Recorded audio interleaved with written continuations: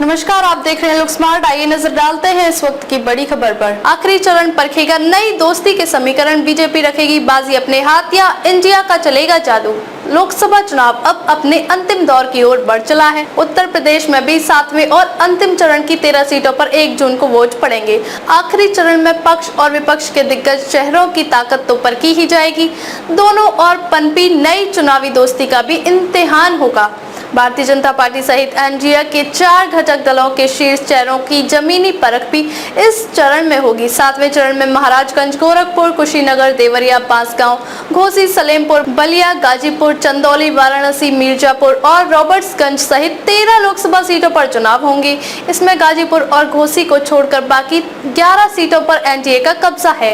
इस चरण के चुनाव में वाराणसी से पीएम नरेंद्र मोदी की प्रतिष्ठा दांव पर लगी है। वहीं गोरखपुर में सीएम योगी आदित्यनाथ के प्रभाव का आकलन होगा।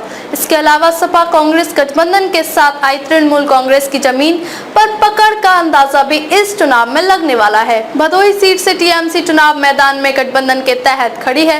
लोकसभा चुनाव 2019 में भाजपा 11 सीटों पर चुनाव लड़ी थी और 9 पर उसको जीत मिली थी। सहयोगी दल अपना दल एस ने अपने कोटे की दोनों सीटें जीती थी। इस बार भाजपा 10 सीटों पर लड़ रही है। 2 सीटों पर अपना दल एस और 1 पर सुबह सपा की दावेदारी है। निषाद पार्टी के मुखिया संजय निषाद के बेटे प्रवीण निषाद संत कबीर नगर से उम्मीदवार थे, जहां चुनाव हो चुका है। अब तक के लिए बस इतना ही। फिर होगी आपसे मुलाकात ऐसी एक और बड़ी खबर के साथ। तब तक के लिए नमस्कार और देखते रहिए लोक स्मार्ट।